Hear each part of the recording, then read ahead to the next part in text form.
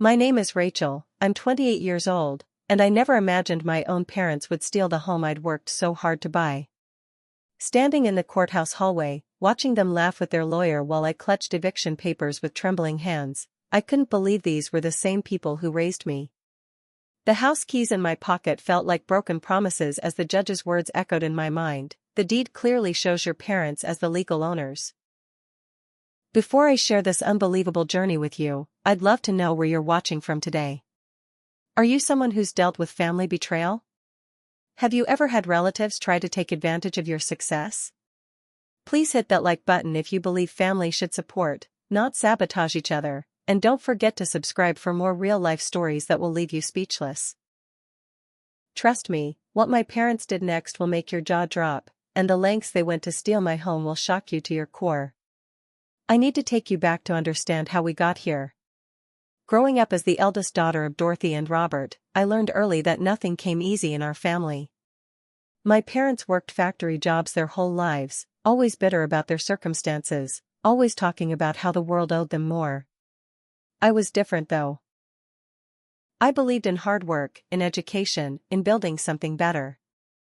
I became the first person in our family to graduate college, working 3 jobs to pay my way through because my parents said they couldn't help, that college was a waste anyway. For 5 years after graduation, I lived like a monk. No vacations, no fancy clothes, no eating out. Every penny went into my house fund. While my friends were traveling to Europe or upgrading their cars, I was eating ramen noodles and working overtime at the marketing firm where I'd slowly climbed from intern to senior analyst. My dream wasn't extravagant, just a modest 3-bedroom house in a quiet neighborhood where I could finally feel secure, where I could build the stable life my chaotic childhood never provided. The day I closed on the house was supposed to be the happiest of my life. The realtor handed me the keys to a charming colonial on Maple Street, with its white picket fence and the garden I'd already started planning in my head. I called my parents immediately, expecting them to share my joy. Mom, Dad, I did it. I bought a house. The silence on the other end stretched so long I thought we'd been disconnected. Then my mother's voice, sharp as glass, must be nice to have money to throw around while your parents struggle. I should have recognized the warning signs during their first visit. My mother walked through each room with a fake smile plastered on her face, her fingers trailing along the walls like she was measuring something. My father remained silent, but his jaw was clenched so tight I could see the muscles working. They asked strange questions. How much was the down payment? What were the mortgage details? Did I have spare keys made yet? When I showed them the master bedroom, my mother muttered to my father, "This would have been perfect for my craft room." The manipulation started subtly. "After all we sacrificed for you," my mother would say during every phone call. "Your father worked double shifts to keep a roof over your head, and now you're living in luxury while we're still in that cramped rental." Never mind that I'd offered to help them financially many times, only to be told they didn't need handouts from their child. Never mind that their sacrifices usually meant spending money on lottery tickets and casino trips instead of saving. My younger brother Michael pulled me aside at a family barbecue about a month after I'd moved in. "Rachel, be careful," he whispered while our parents were distracted. "I overheard them talking with Uncle Vincent about your house. They're planning something. Mom kept saying it wasn't fair that you had so much while they had so little." I laughed it off, patting his shoulder. "Come on, Michael. They're our parents. Sure, they're jealous, but they'd never actually do anything to hurt me." How wrong I was. The visits became more frequent, more invasive. They'd show up unannounced, finding excuses to be in every room. I caught my mother taking photos of documents on my desk. My father measured the rooms when he thought I wasn't looking. They even started introducing themselves to my neighbors as the real owners, telling everyone I was just staying there temporarily while they renovated. When Mrs. Chen from next door mentioned this to me, confused, I confronted my parents immediately. "You're being paranoid, Rachel," my mother said, her eyes wide with false innocence. "We simply told them we were so proud our daughter bought a house." If they misunderstood, that's not our fault. Why are you always so suspicious of us? We're your parents. The gaslighting was so smooth, so practiced, that I almost believed I was overreacting. I apologized, hugged them both, and promised to be less sensitive. Looking back, that was the moment I sealed my fate, the moment I chose to trust the very people who were sharpening knives behind my back. The strange mail started arriving 3 months after I'd moved in. Legal documents I hadn't requested, forms about property transfers, letters from lawyers I'd never heard of. I dismissed them as junk mail, some kind of scam targeting new homeowners. Meanwhile, my parents suddenly seemed to have money. They showed up to Sunday dinner in a new car, my mother sporting designer clothes and jewelry I knew they couldn't afford. When I asked about their windfall, they claimed my father had won a lawsuit against his former employer. The details were vague, their eyes shifty, but I was too busy with a major project at work to dig deeper. The calls from my mortgage company started during my busiest week at work. Ms. Johnson, we're calling about the ownership transfer paperwork. I was confused, stressed, juggling deadlines. I told them it must be a mistake and hung up. More calls came. Letters about documentation I needed to complete. I planned to deal with it on the weekend, but Friday afternoon changed everything. I was grabbing coffee in the break room when my mother called, asking if I could stop by their place after work to pick up some old photo albums she'd found. The house was quiet when I arrived. They were out, but they'd left the door unlocked for me. The photo albums were on the kitchen table, but it was the pile of papers next to them that caught my eye. My mother's purse had tipped over, spilling its contents.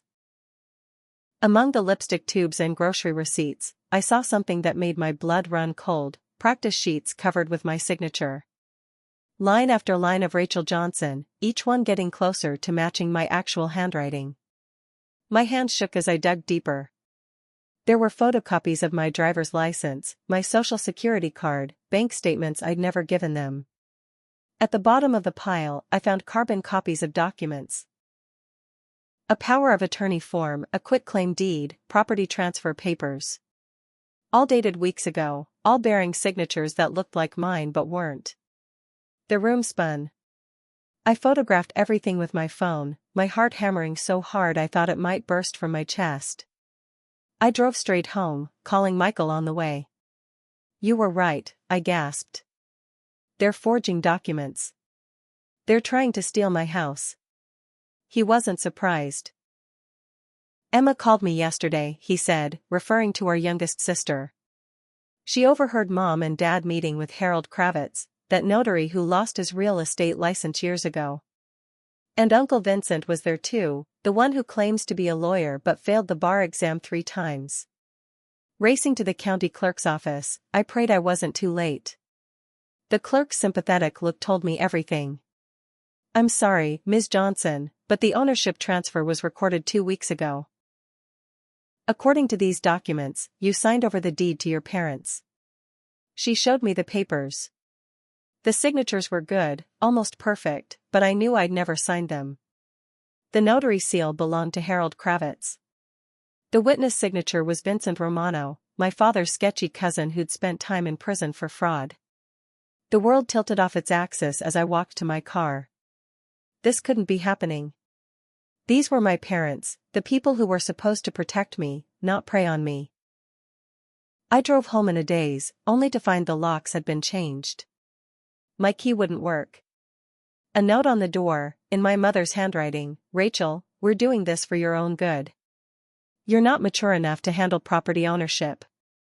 We'll take care of everything. Love, Mom and Dad. I called the police from my car, sobbing so hard the dispatcher could barely understand me. 2 officers arrived, but their response crushed my last hope. Ma'am, this is a civil matter. The deed shows your parents as legal owners. Until a court says otherwise, we can't let you into the property. You'll need to get a lawyer. They left me standing on the sidewalk of my own home, watching through windows as my parents moved freely through rooms I'd painted myself, in the house I'd saved 5 years to buy. That first night was the longest of my life. I slept in my car in the parking lot of a 24-hour grocery store, using their bathroom to wash my face and brush my teeth. I'd become homeless in a single day, locked out of my own life by the two people whose DNA I carried. As dawn broke through my car windows, I made myself a promise: I would get my house back, no matter what it took, no matter who I had to fight. My parents had drawn first blood, but this war was far from over. The family explosion was swift and brutal. My parents didn't wait for me to tell my side, they launched a preemptive strike that would have impressed military strategists. By the time I woke up in my car that second morning, my phone was buzzing with messages from aunts, uncles, and cousins. "How could you try to throw your parents out of their own house?" Aunt Linda's text read. "Your mother is heartbroken that you'd lie about them like this," wrote Cousin Marie. The story my parents had spun was elaborate. They'd helped me buy the house, I'd promised to put them on the deed, and now I was trying to renege on our deal because I was on drugs. The drugs accusation was particularly brilliant in its cruelty. I'd never touched anything stronger than wine, but my recent weight loss from stress and my erratic schedule from working overtime made the lie believable. My parents told everyone I'd been acting paranoid, that they'd had to take control of the property to protect my investment while I got help. They even produced fake text messages, somehow spoofing my number, where I allegedly begged them to take over the house because I couldn't handle the responsibility.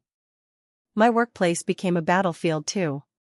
Anonymous calls to HR reported that I was living in my car because of drug problems. My boss, Janet, called me into her office. "Rachel, I don't want to pry into your personal life, but if you're struggling with substance abuse, we have programs that can help." I broke down completely, explaining everything, showing her the photos of the forged documents. She believed me, but the damage was spreading. Coworkers whispered when I passed. Clients asked if I was okay with that particular tone that meant they'd heard the rumors. Legal consultations were a series of crushing disappointments. Every lawyer I met wanted a $5,000 retainer minimum. My savings had been depleted by the house down payment and moving expenses. One attorney laughed bitterly when I explained my situation. "Parents stealing from their children is more common than you think," he said. "But it's also harder to prosecute because judges don't want to believe parents can be that cruel. You'll need rock-solid evidence and deep pockets." I had neither. Meanwhile, my parents weren't just occupying my house, they were profiting from it. I discovered through Facebook that they'd rented out 2 bedrooms to college students, collecting $1,200 a month that should have been going toward my mortgage. They posted photos of themselves enjoying the backyard I'd planned to garden in, hosting barbecues with extended family who all believed I was the villain in this story. The caption on one photo read, "So blessed to finally have a home where we can host our loved ones. God provides for those who wait." Work became impossible. The stress, the sleepless nights in my car, the constant anxiety of fighting this battle alone, it all caught up. I made a major error on a client presentation, costing the company an important account. Janet had no choice. "Rachel, I'm sorry, but we're letting you go. Get your life together, and when you do, call me. I'll see what I can do." I packed my desk while my former coworkers averted their eyes, probably thinking this confirmed all the drug rumors. Michael was my only family ally, sneaking me money when he could, letting me shower at his apartment when his wife was at work. But our parents were master manipulators. They called him crying, saying I was breaking their hearts with my lies. When he refused to abandon me, they played their trump card: "If you keep helping her, you're out of the will. We'll leave everything to Emma and your cousins who actually care about family." Michael had 3 kids and a mortgage. He couldn't afford to be written off, but he didn't abandon me completely. Instead, he became my spy. The confrontation 3 weeks after the lockout was violent. I'd gone to the house to beg, ready to humiliate myself if it meant getting my life back. My mother answered the door like she was greeting a stranger. "Can I help you?" The cruelty in her smile was breathtaking. "Mom, please. This is my house. I worked so hard for it." My father appeared behind her, his face twisted with rage. You always thought you were better than us, didn't you? With your college degree and your fancy job. Well, who's better now? When I tried to push past them, my father grabbed my arm hard enough to leave bruises. He shoved me off the porch, and I fell hard onto the concrete walkway. Come here again and I'll call the police, he snarled. We have a restraining order. You're harassing us. I limped to my car, blood seeping through my torn pants from scraped knees. The neighbors watched from windows, but no one helped. Why would they?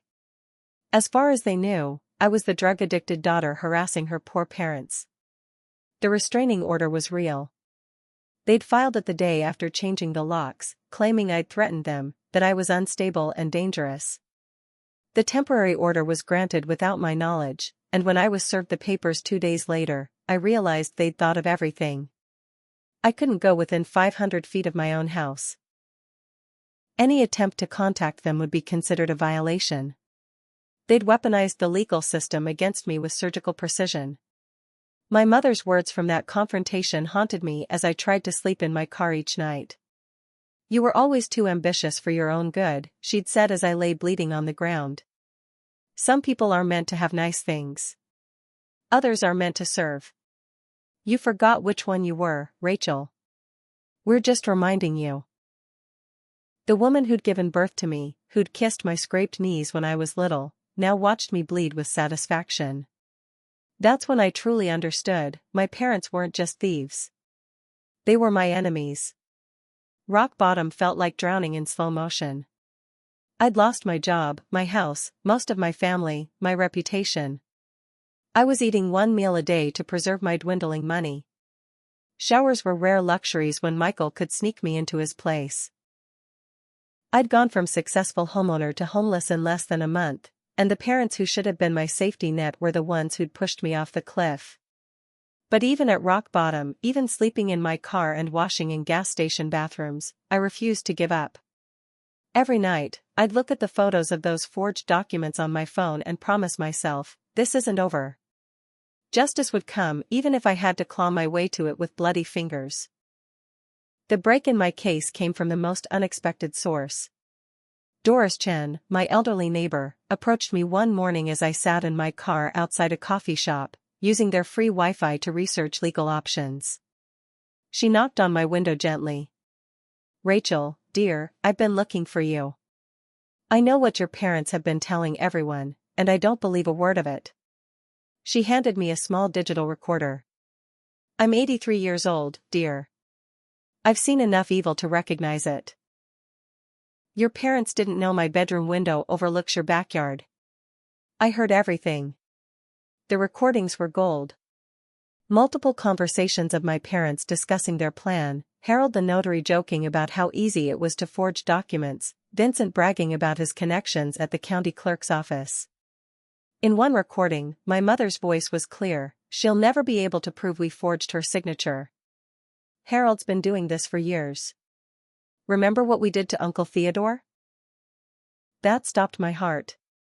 Uncle Theodore, my father's uncle, had died in a nursing home, supposedly penniless after gifting his property to my parents years ago. Emma, my youngest sister, finally reached out. She'd been in college, focused on finals, but when she came home for break and saw what was happening, her conscience wouldn't let her stay silent. Rachel, I need to tell you something. They tried to make me do it first. We met at a park, both of us checking over our shoulders like spies.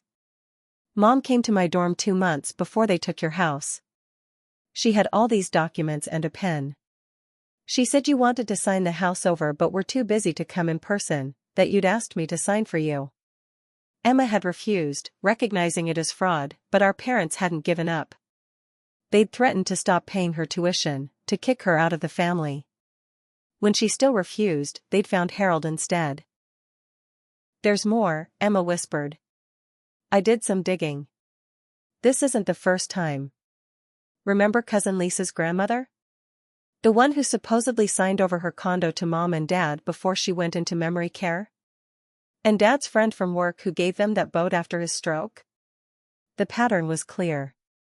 My parents were serial property thieves, targeting vulnerable family members and friends. Finding Harold the notary took patience and help from an unexpected source. James Reeves, a private investigator who'd read about my case on a local community board where I'd desperately posted asking for help. He offered to work for a reduced rate, touched by my story. "I've seen parents do terrible things," he said, "but this is something special." Within days, he'd tracked down Harold to a seedy office behind a check cashing place. The man was still notarizing documents, despite having his license revoked years ago for fraud. The paper trail James uncovered was damning. The forged documents all used the same blue pen, the same ink that forensic analysis would later prove came from a specific batch sold only at one office supply store. Security footage from that store showed my father purchasing those exact pens 2 days before the forgery. But the real smoking gun was the timeline. The documents were supposedly signed and notarized on March 15, but I had proof I was in Chicago that entire week for a work conference. Flight records, hotel receipts, conference attendance logs, even social media posts from colleagues showing me at meetings. Cousin Lisa agreed to speak with me after Emma reached out to her. Her grandmother's story was heartbreaking and familiar. She had early dementia, but she was still lucid most days. "Your parents visited her constantly, so loving and attentive. Then suddenly she'd signed over her condo to them. She died 6 months later in a state-run facility because she couldn't afford better care anymore." Lisa had tried to investigate but hit the same walls I was facing. Her evidence was circumstantial, her resources limited. But she had something valuable, the original paperwork from her grandmother's case, showing the same notary, the same witness, the same suspicious signatures. The recording that broke the case came from Emma's phone. She'd invited our parents to lunch, pretending to be on their side, wearing a wire app on her phone. The conversation was devastating to hear. My father, drunk on wine and victory, bragged about their system. "The key is to pick family. They trust you, and even if they figure it out, they're less likely to press charges. Blood is thicker than water, but property is thicker than blood." My mother laughed, adding, "Rachel always thought she was so smart. But we raised her. We know every weakness, every password she's ever used, every signature she's ever made." They revealed they'd been planning this since the day I graduated college. Every time I'd shared good news about promotions or savings goals, they'd seethed with resentment. "Why should she have what we never could?" my mother said on the recording. "We gave her life. Everything she has is because of us. We're just taking what's owed." They discussed their next target, Michael's wife's inheritance from her recently deceased father. The callousness was breathtaking. These weren't my parents anymore, they were predators who happened to share my DNA. Vincent, the fake lawyer cousin, was easier to crack than expected. When James the investigator showed up at his door with evidence of his involvement in multiple frauds, Vincent folded like a cheap suit. He wasn't actually a lawyer, had never passed the bar, but had been pretending for years to help family members with legal matters, always ensuring he profited. He kept meticulous records, paranoid about his co-conspirators turning on him. Those records included original documents my parents had practiced on, multiple versions of my signature until they got it right, even email exchanges discussing the plan. The safety deposit box revelation came from Michael. He'd overheard our mother mention it during one of their guilt trip phone calls. "We have all the important papers somewhere safe," she'd said. It took James less than a week to find out which bank, and a court order granted us access to security footage showing my parents visiting the box days after the forgery. We couldn't get into the box yet, but we knew where the original documents likely were. My parents, in their arrogance, had kept trophies of their crimes. Building the case felt like constructing a puzzle where every piece revealed more horror. 3 other victims came forward after Emma quietly spread the word through family networks. An elderly aunt who'd gifted her savings bonds, a family friend who'd signed over his truck while recovering from surgery, a second cousin who'd lost an inheritance to paperwork she didn't remember signing. Each story followed the same pattern: trust, forgery, gaslighting, theft. My parents had built their retirement plan on stealing from people who loved them. The final piece came from an unexpected source within the county clerk's office. A young employee named Janine had noticed irregularities in several property transfers, all involving Harold's notarizations. She'd reported it to her superiors but been ignored. When James approached her, she was ready to talk. I knew something was wrong. The timestamps didn't match, the filing fees were paid in cash to avoid traces, and it was always the same group of people involved. She'd kept copies of everything, a paper trail that led directly back to my parents and their network of accomplices. With evidence mounting, I finally found a lawyer willing to take my case. Catherine Williams was a former prosecutor who specialized in elder abuse and fraud. "Your parents made one crucial mistake," she said after reviewing everything. "They got greedy. If they'd stopped after stealing from you, they might have gotten away with it. But patterns are prosecutable, and this pattern is clear as day." She agreed to take the case on contingency, confident we'd not only win but secure damages that would cover her fees. For the first time in months, I felt something other than despair. I felt hope. The hunter was about to become the hunted. Catherine Williams was everything my parents hadn't expected.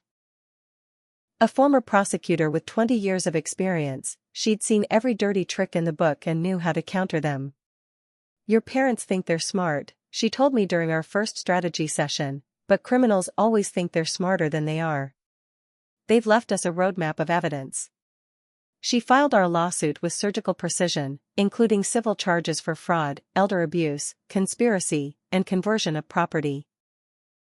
She also alerted the district attorney's office to the criminal elements, ensuring my parents would face justice on multiple fronts. My parents' response was predictable: total denial wrapped in victimhood.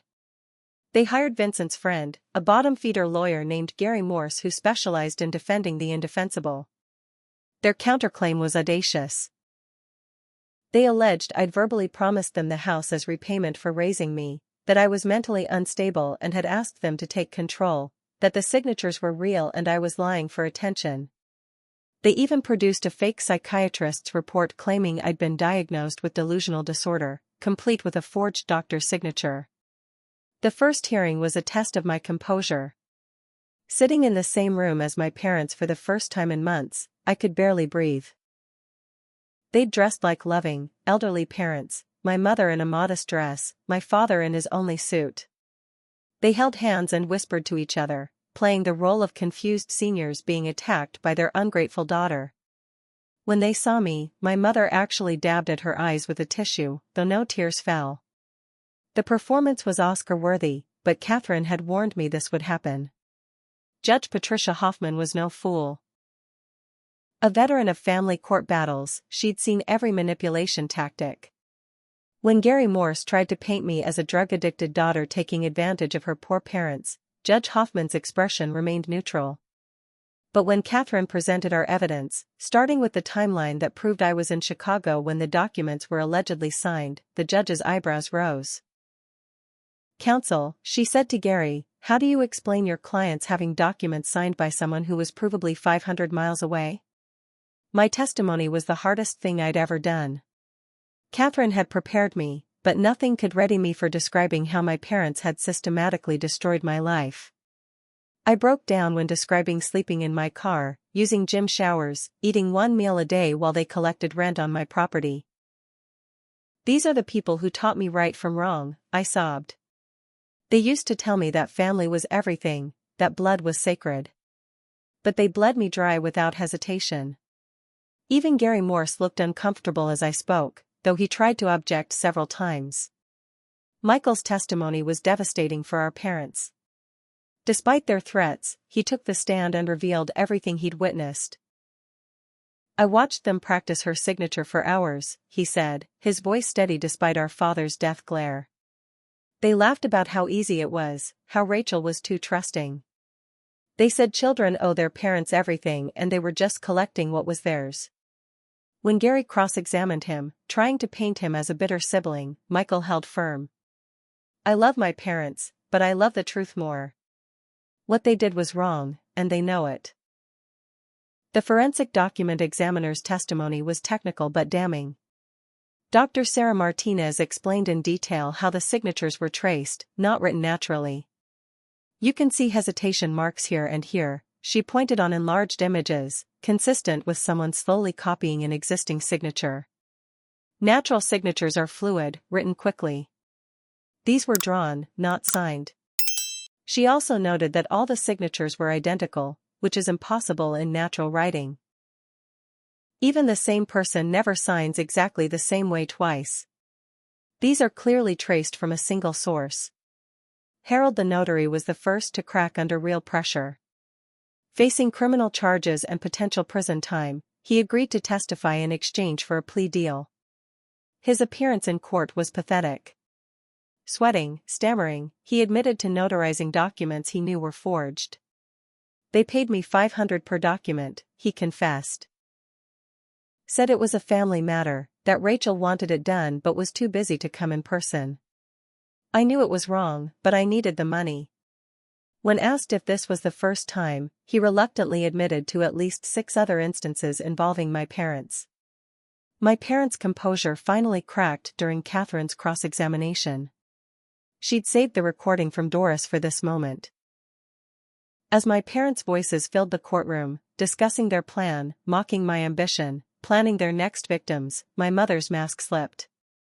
That's taken out of context, she shrieked. We were joking. Rachel's always been paranoid, always thought we were out to get her. But the damage was done. The judge had heard them laughing about forgery, discussing their previous victims, revealing their contempt for their own daughter. The moment that broke my father came when Catherine presented evidence of Uncle Theodore's case. Mr. Johnson, do you recognize this signature? She showed him documents from his uncle's property transfer. That's my uncle's signature, he said confidently. And is this your uncle's signature on his will, leaving everything to his church? My father went pale. The signatures were completely different. Your uncle had Parkinson's, didn't he? His real signature was shaky, almost illegible. But this property transfer signature is smooth, confident. Almost like someone else signed it. Someone who'd practiced. Vincent's testimony, given as part of his plea agreement, was the final nail. He detailed the entire conspiracy, how my parents had approached him, how they'd planned everything, how they'd done it before. They called it collecting rent on their investment, he said. Said raising kids was expensive and it was time to get paid back. He produced emails, text messages, even recordings he'd made to protect himself. My parents sat frozen as their carefully constructed lies crumbled around them. The civil trial's outcome was decisive. Judge Hoffman's ruling was scathing. In 30 years on the bench, I've rarely seen such a calculated betrayal of parental duty, she said. The evidence shows a pattern of fraud, forgery, and theft that spans years and multiple victims. The defendants didn't just steal property. They stole trust, security, and peace of mind from their own child. She ordered the immediate return of my property, damages for lost wages and emotional distress, and full reimbursement of legal fees. My parents were also ordered to pay restitution to their other victims. But the civil judgment was just the beginning. The criminal charges were filed the next day. Fraud, conspiracy, elder abuse, forgery, and identity theft. The district attorney, reviewing the evidence, decided to prosecute aggressively. Cases like this, she told Catherine, undermine the very fabric of family trust. We're going to make an example of them. My parents were arrested at the house, my house, in front of the same neighbors they'd lied to. The image of them in handcuffs, being led to police cars, was both satisfying and heartbreaking. These were still my parents, and part of me mourned the relationship we'd never had. The criminal trial was swifter than the civil one. With Harold and Vincent testifying for the prosecution, with documented evidence of multiple frauds, with recordings and forged documents and victim testimony, the outcome was never really in doubt. The jury deliberated for less than 2 hours. Guilty on all counts. I sat in the gallery as the verdict was read, Emma on one side, Michael on the other. My mother turned to look at me as the guilty verdict was announced, and for just a moment, I saw something that might have been regret. Then her face hardened again, and she looked away. Sentencing would come later, but the judge revoked their bail due to flight risk.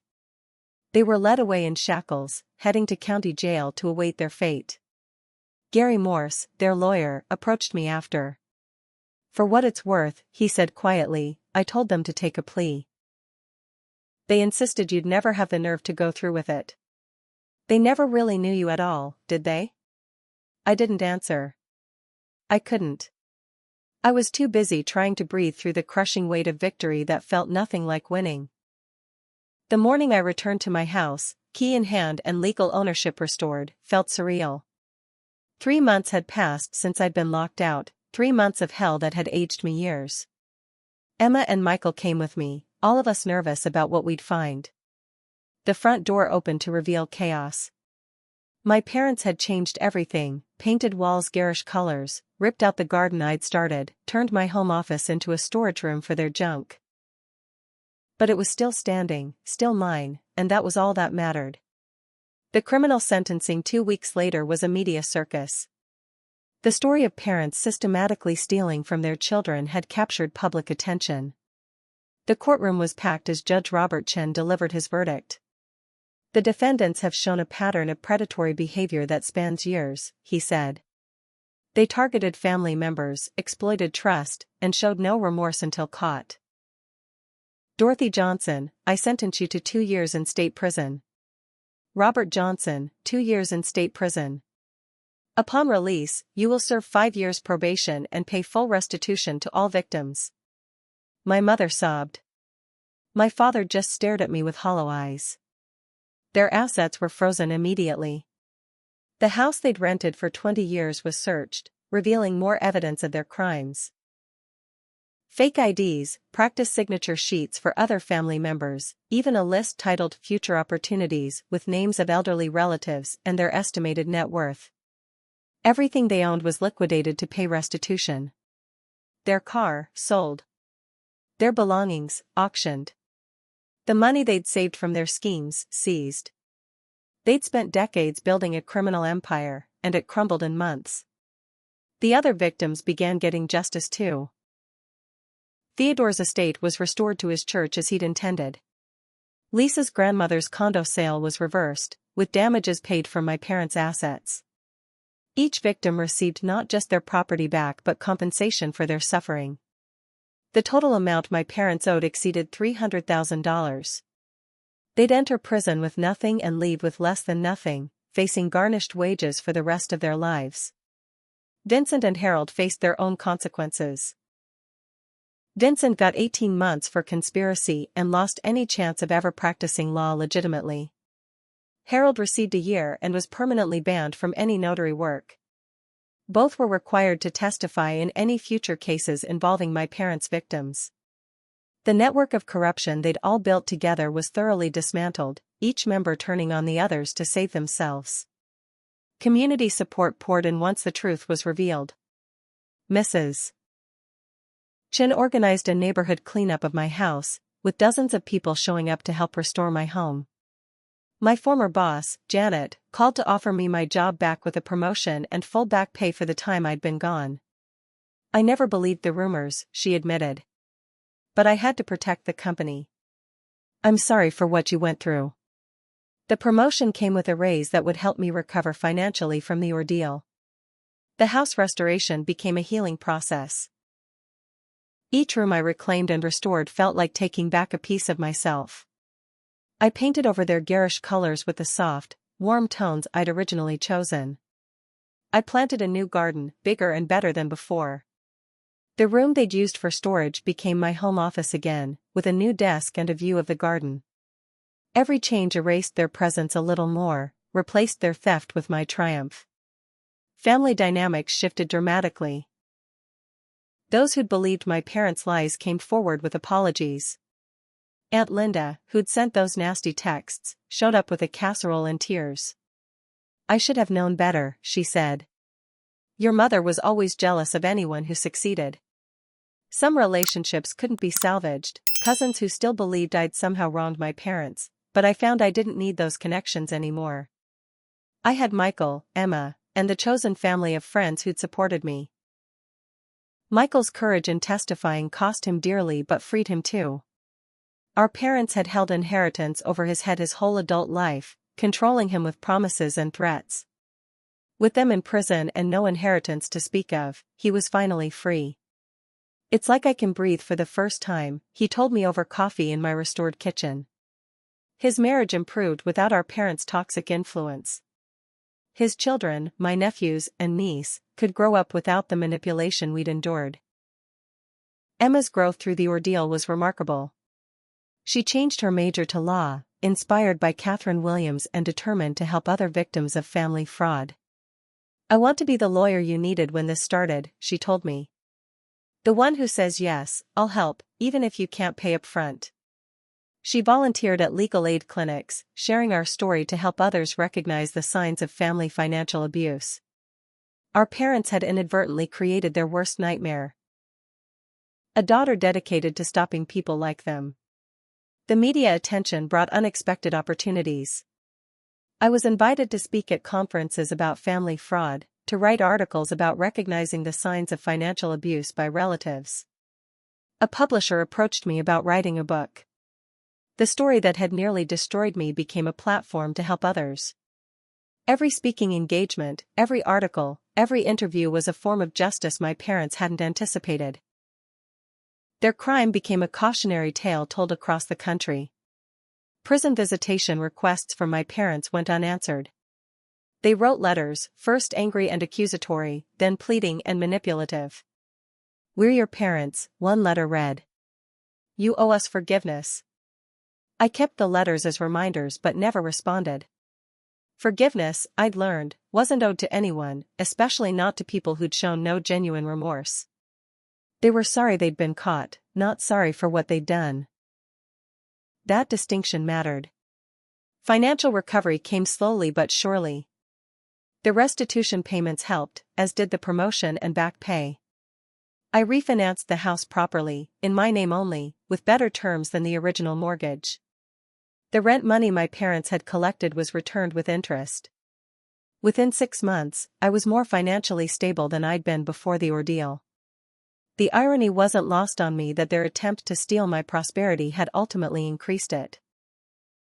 The final phase of justice felt more like personal victory than legal success. I established a foundation for victims of family fraud, funded initially by the speaking fees and article payments I received. The foundation provided emergency housing for people locked out of their homes by family members, legal referrals for those fighting property theft, and support groups for those dealing with the emotional aftermath. My parents had tried to make me homeless. Now I helped ensure others wouldn't suffer the same fate. Standing in my fully restored home a year after the ordeal began, I felt something I hadn't expected: gratitude. Not for what my parents did, but for who I'd become because of it. They'd meant to break me, to put me in my place, to take what they thought they deserved. Instead, they'd forged me into someone stronger, someone who knew her worth wasn't determined by others, not even family. They'd stolen my house temporarily but given me something more valuable: the knowledge that I could survive anything, fight anyone, and rebuild everything. They were in prison. I was free. That was the only revenge that mattered. The nightmares started the week after my parents went to prison. You'd think I'd sleep better knowing they were locked up, but trauma doesn't follow logical timelines. I'd wake up gasping, dreaming of changed locks and forged signatures, of being homeless again. My body had been in survival mode for so long that safety felt foreign, dangerous even. The therapist I finally started seeing, Dr. Amy Rodriguez, explained it simply: your nervous system doesn't trust peace yet. It's still waiting for the next attack. She was right. Every knock at the door made my heart race. Every official-looking envelope triggered panic. Healing, I learned, would take more time than the legal battle had. Therapy revealed layers of dysfunction I'd never recognized. Dr. Rodriguez helped me see that my parents' final betrayal was just the culmination of a lifetime of smaller ones. The guilt trips when I succeeded, the way they'd always made my achievements about what I owed them, the subtle sabotage disguised as concern. You were trained from birth to see their needs as more important than yours, she explained. Breaking that programming takes time. Every session peeled back another layer of manipulation I'd normalized, another wound that needed tending. Learning to trust again felt like learning to walk after a devastating injury. I'd installed security cameras, changed locks twice, even considered selling the house just to escape the memories. But Dr. Rodriguez challenged me, don't let them steal your future too. This is your home. Reclaim it fully. So I did, slowly. I hosted small dinners, inviting only the friends who'd stood by me.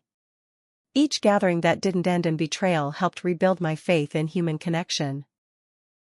My friend Denise, who'd let me shower at her place when I was living in my car, became a regular visitor. Your strength amazes me, she'd say, but I didn't feel strong. I felt like I was assembling myself from fragments. Dating seemed impossible at first. How do you explain to someone new that your parents are in prison for stealing your house? When do you mention that family holidays aren't an option because your family chose greed over love? I tried online dating but found myself scrutinizing every potential red flag, convinced everyone had hidden agendas. The first man I went out with after everything, Marcus, seemed nice until he made a joke about hoping I'd inherited my parents' ambition. I left before the appetizers arrived, hands shaking. Trust, I realized, would need to be rebuilt one careful step at a time. Letters from prison came monthly, despite my no-contact order. My parents had found a loophole, having other inmates write the addresses so technically they weren't violating the order. The letters cycled through manipulation tactics like a textbook: guilt, rage, false remorse, threats, pleading. You've destroyed our golden years, one said. We'll die in here because of your selfishness. Another claimed they'd found God, that they forgave me for putting them in prison. The narcissism was breathtaking. They'd rewritten history so thoroughly that they genuinely seemed to believe they were the victims. I gave the letters to my lawyer and tried to forget them. Support group changed everything. I found a group specifically for survivors of family betrayal, run by a woman named Grace whose brother had stolen her identity and ruined her credit. The first meeting, I sat silent, listening to stories that echoed mine. Parents who'd drained retirement accounts, siblings who'd forged wills, children who'd abused power of attorney. I wasn't alone. When I finally shared my story, the group's response overwhelmed me. They understood the particular agony of being betrayed by blood, the way it rewired your entire understanding of the world. Family is supposed to be safe, Grace said. When it's not, we have to build new definitions of home. Creating boundaries became my new survival skill. I changed my phone number, made my social media private, instructed HR to refuse any information requests about me. Some family members who'd supported my parents initially but later realized the truth wanted to reconnect. I was selective. Aunt Linda, who'd apologized sincerely and offered to testify if needed, was allowed back in slowly. Cousin Marie, who still posted about family loyalty while visiting my parents in prison, was permanently cut off. I learned that DNA didn't obligate me to maintain toxic connections. The house gradually transformed from a crime scene to a sanctuary. Every room held memories of the occupation, but I overlaid them with new ones. The kitchen where police had told me it was a civil matter became the place where I learned to cook elaborate meals for one, claiming joy in solitude. The bedroom I'd been locked out of became a haven of soft colors and peace. The garden my parents had destroyed bloomed under my care, each flower a small rebellion against their attempt to ruin beauty. Home became not just a place but a symbol of survival. Michael and Emma became closer to me than we'd ever been as children. Shared trauma had bonded us in ways normal sibling relationships couldn't match. We met monthly for dinner, creating new traditions free from our parents' poison. Sometimes we talked about them, processing the grief of losing parents who'd never really existed. Other times we focused on our futures, the lives we were building free from manipulation. Emma's law school progress filled me with pride. Michael's children grew up calling me their favorite aunt, showing me the healthy family love we'd never experienced. Work became a refuge and a mission. My experience gave me unique insights into corporate security and fraud prevention. I developed training programs about recognizing internal threats, even from trusted sources. My company promoted me to head of security awareness, a position that let me help others protect themselves. Every presentation where I shared my story, carefully anonymized but powerful, felt like turning poison into medicine. My parents had tried to destroy my career. Instead, they'd inadvertently given me a calling. The speaking engagements multiplied. Universities invited me to talk to law students about family fraud. Elder care facilities wanted presentations on protecting vulnerable residents from predatory relatives. Financial advisors sought my insights on securing assets against family theft.